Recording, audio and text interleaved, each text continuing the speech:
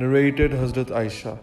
Hamza bin Amr al-Islami asked the Prophet, peace be upon him, should I fast while traveling? The Holy Prophet, peace be upon him, replied, you may fast if you wish, and you may not fast if you wish.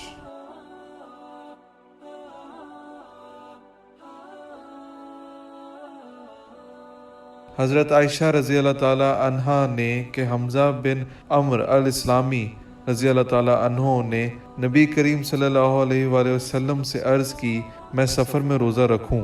वो रोज़े बकसरत रखा करते थे। हज़रत सल्लल्लाहु अलैहि वसल्लम ने फरमाया कि अगर जी चाहे तो रोज़ा रख और जी चाहे इफ्तार कर।